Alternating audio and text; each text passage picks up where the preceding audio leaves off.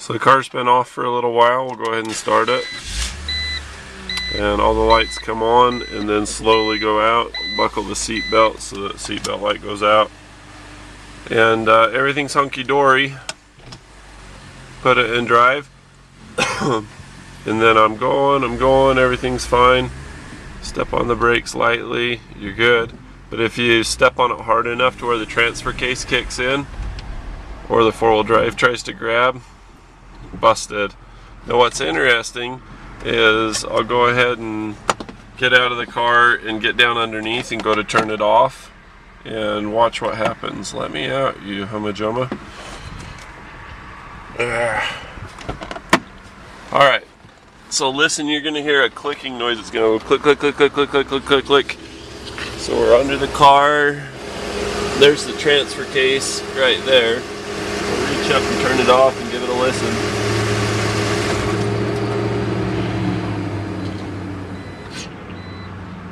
So now it doesn't do it, huh? Let's try this again. As I've been turning it off, it's been clicking. There you go.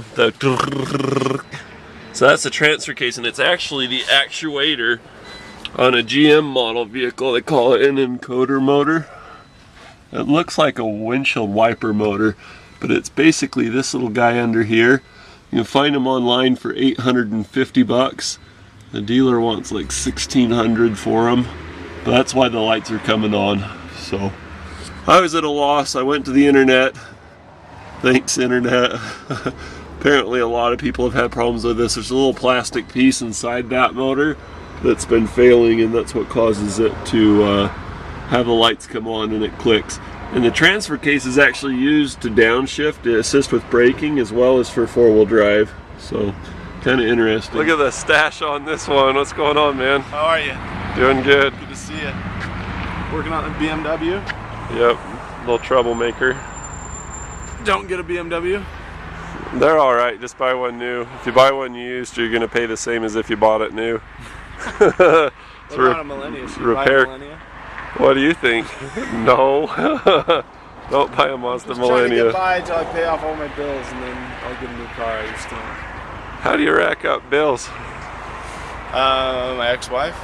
That'll do it. Alright, so we're going underneath. So as you go under here, you'll notice that there's a cross member that holds up the transfer case, as you can see here. It's held in by two 13mm bolts, or 1/2 inch on each side, and then there's also a cross-through bolt that you're not going to have to worry about. Let's see, right, I don't know why I'm even bother showing you. It's this little guy in here, but you don't have to worry about that because it hangs down low enough that you're good if you pull out all four of the supporting bolts. And then there's this little tinfoil dinner guard that you got to pull a 10mm bolt out of right here, and then you just bend it down out of the way. Try to bend it in one clean motion so it's easier to put back. But with the catalytic converter here and it being upwards of 600 degrees every time you run the car, it's no wonder that you have problems with the the transfer case shift motor. So to unplug the plug out of the bottom of it, you just push on this little buckle that you see at the back side here. Pretty conventional, intuitive, easy to figure out. Now this one's a little bit different. On this one you have to kind of pick it with a screwdriver. Let's see if I can get this to where you can actually see what I'm doing. Get a little bit of reflected light there. Okay, see that little tab? You want to pull up on that tab, kind of pry behind it with your screwdriver. And once you do that, then you can unbuckle this little critter. And then you need some female Torx sockets. And the size, I want to say, I know what size it is. I want to say it's like an E10. Let's try an E10 and make sure that's right before I go on camera saying that. Yeah, so you use an E10, and basically it's just like a female Torx 6-point star or whatever. So you use that, and then there's the 4 bolts that you pull it off with. So I'll go ahead and pull it down and we'll show you from there. Now as you can see, if I get back you can see, you can pull this down. It's kind of springy, and you don't have to do a major tear down on this thing. It's just a simple way to get in and get it done. Alright, so I'm all unplugged. Got my air ratchet set up. You stick that in there.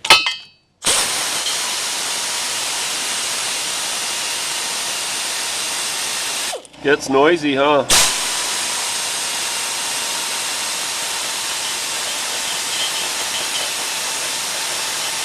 It's all music to me. Get the idea. So I'm going to take my left hand and get rid of the camera and be pulling down on this, and it's going to make that flex down, and I'll have all the room that I need. So we've got all the bolts pulled out of it, or at least they're loose and prepared to be pulled out of it. You just take it and give it a little wiggle, and out you come. It'll spill a little bit of the fluid, but not very much. I wouldn't even bother draining it. It's not a big deal. So there it is. Little cutie.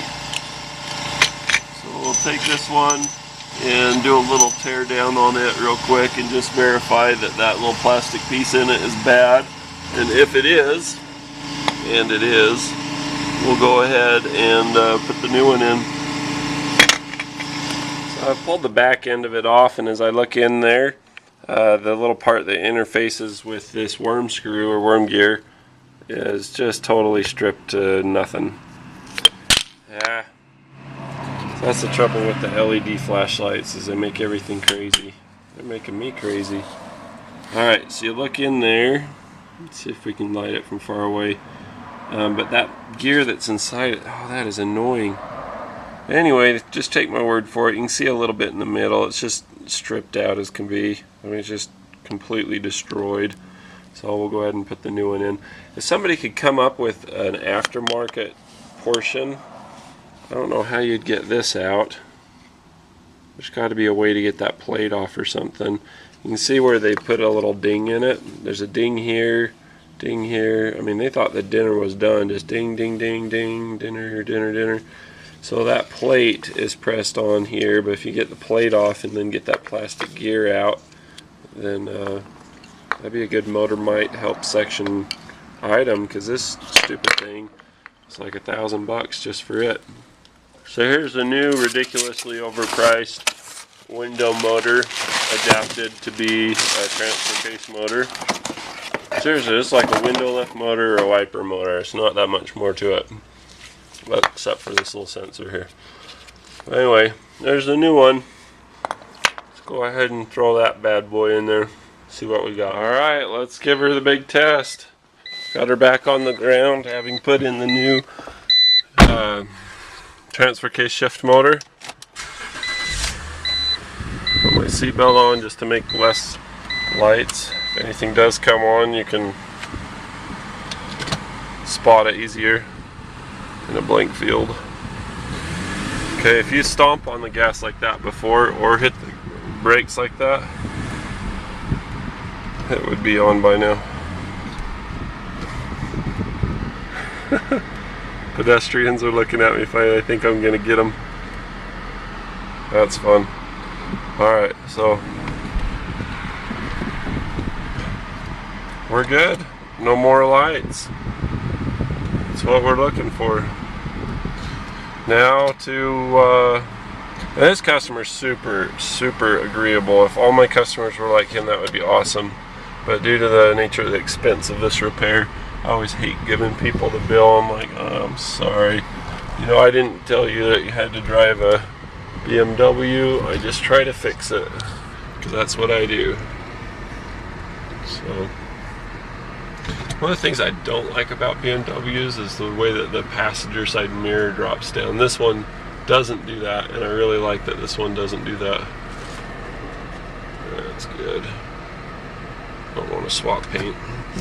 So there you have it. That's how you fix it when your brake light, your ABS, and your four-wheel drive lights all come on at the same time. Turn the key off, turn it on. I'm talking about that one and those two. Let's do it again.